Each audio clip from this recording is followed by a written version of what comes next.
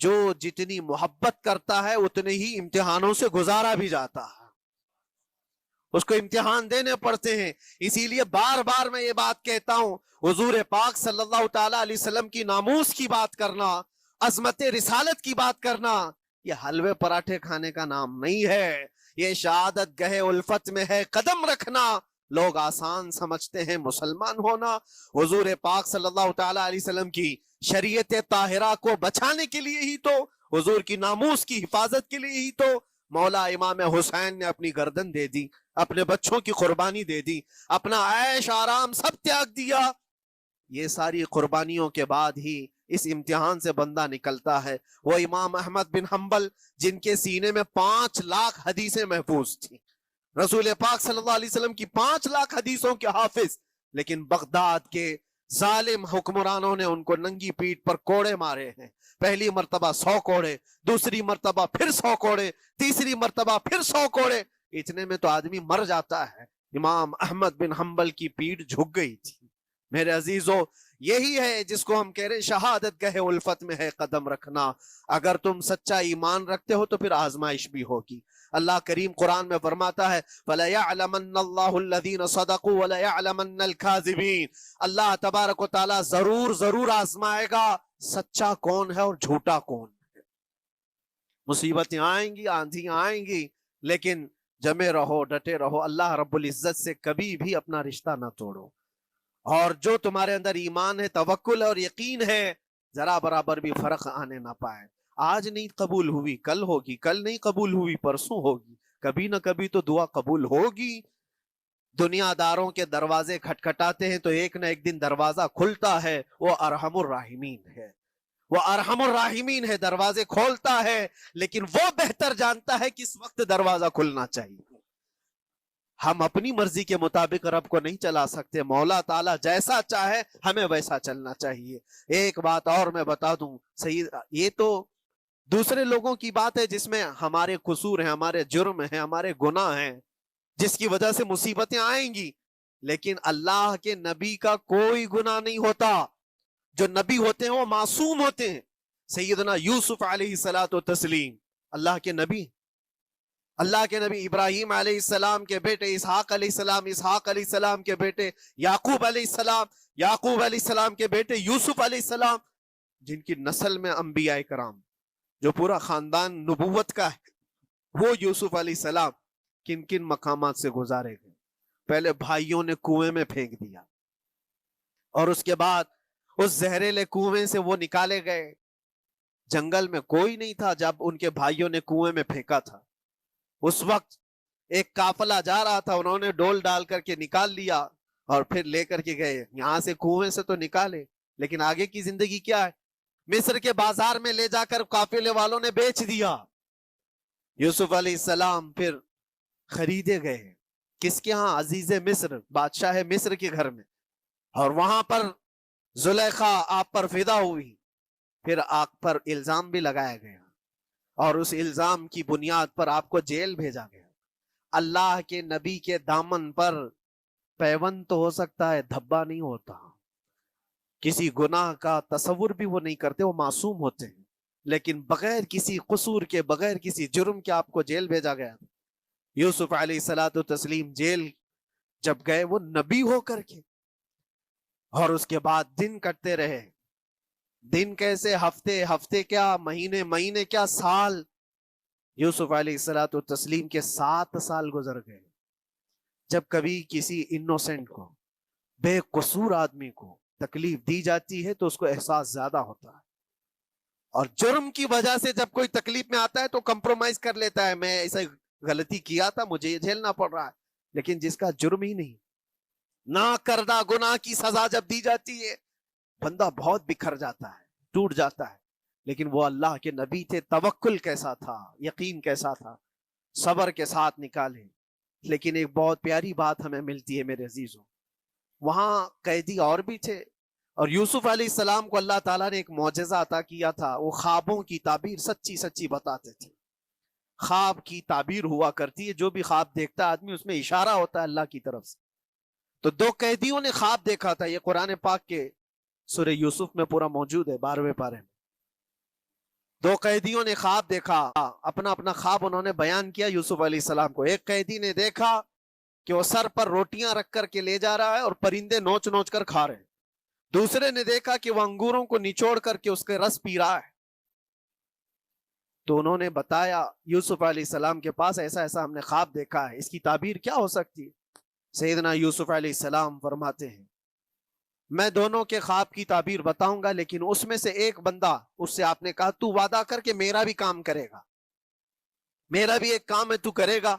7 سال گزر گئے تھے، جو بادشاہ مصر تھا وہ بھی بدل چکا تھا، جس نے قید میں ڈالا تھا وہ ختم ہو گیا، دوسرا آیا، تیسرا آیا، جو بھی آیا، لیکن حکومت بدلی ہوئی تھی۔ تو خواب کی تعبیر بتانے سے پہلے ایک قیدی سے یوسف علیہ السلام نے کہا کہ میرا کام تو کرے گا؟ اس نے کہا ہاں، آپ جو کہیں گے میں کروں گا۔ تو سنو، تعبیر یہ ہے جس کے سر پر روٹیاں رکھی ہوئی اور کوے کھا رہے تھے یا پرندے کھا رہے تھے، اس کی تعبیر یہ ہے کہ ان قریب تجھ کو موت کی سزا سنائی جائے گی۔ وہ غمگین تھا۔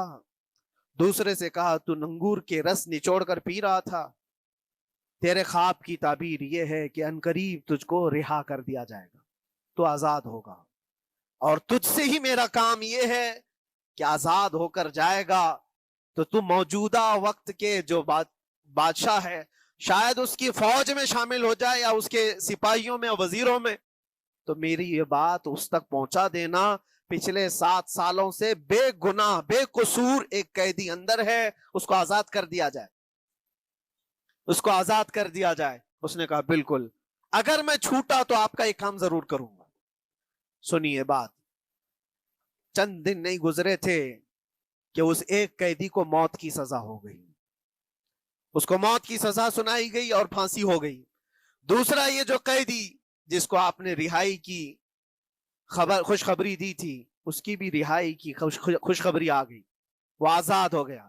لیکن قرآن پاک میں ہے آزاد ہو کر جب جاتا ہے آدمی تو پچھلا بھول جاتا ہے، اکثر ایسا ہی ہوتا ہے۔ کیا جیل کے دوست کون تھے، کیا تھے، کچھ پتا نہیں، اور آدمی تو یہ سوچتا ہے دوبارہ کبھی ادھر کے دروازے کو بھی نہ دیکھو۔ آیا اور بھول گیا، یوسف علیہ السلام نے جو کام دیا تھا وہ بھول گیا، یہاں تک کہ قرآن میں اللہ فرماتا ہے کئی سال گزر گئے، 1-2 دن نہیں، سالوں گزر گئے، اور وہ بادشاہ کی فوج میں شامل تھا یا بادشاہ کے مصاحبین میں شامل تھا، قریبی لوگوں میں۔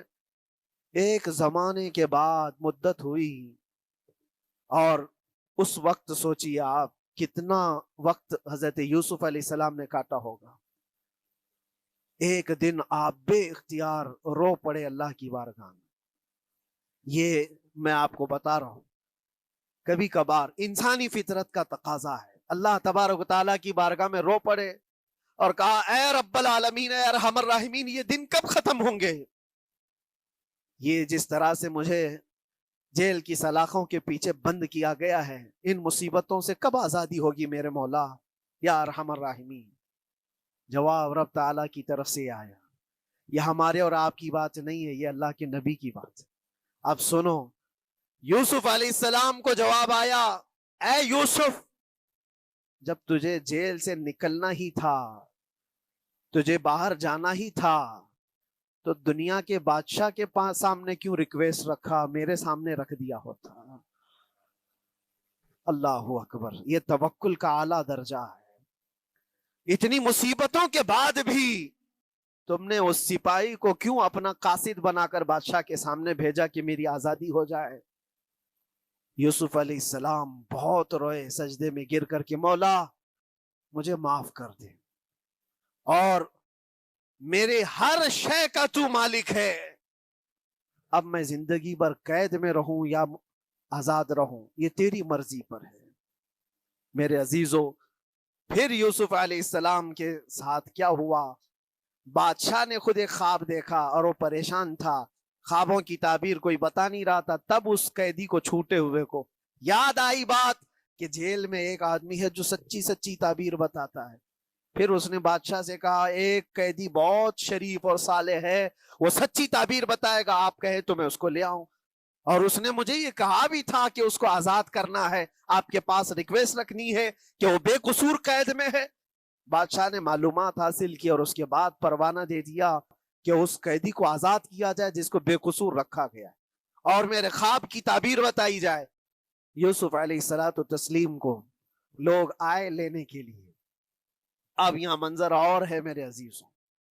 कहा कि बादशाह ने ख्वाब देखा है, उसकी ताबीर बताए।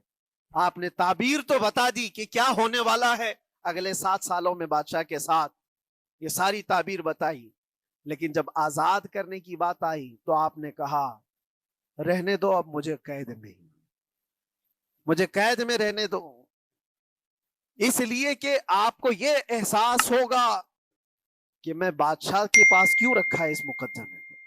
लेकिन बाद में बादशाह और उसके मुसाहिबीन और उसके वजीर आपको इसरार करते हुए ले गए और ले जाकर के सीधे वजीर आजम के तख्त पर बिठा दी, सीधे वजीर आजम के तख्त पर बिठा दिया। फिर रब तबारक व तआला ने फरमाया, ऐ यूसुफ, जब तक हम चाहें तब अंदर रहेगा आदमी, और जब हम चाह लें बाहर तो फिर अपनी मर्जी से कोई अंदर भी नहीं रह सकता।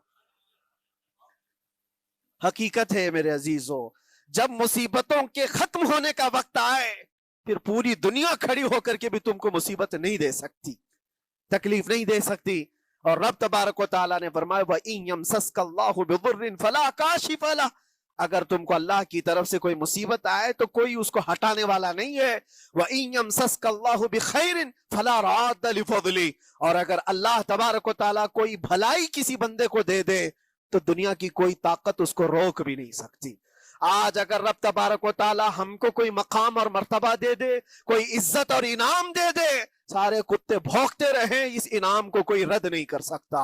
अल्लाह तबारक व तआला का दिया हुआ फजल उसको कोई काट नहीं सकता, और उसकी दी हुई मुसीबत को कोई दूसरा टाल भी नहीं सकता। इसीलिए आओ लगे रहो उसी बारगाह में और अर्ज करो कि मौला मुझसे जो खताएं हुई हैं उसको दरगुजर फरमा दे। और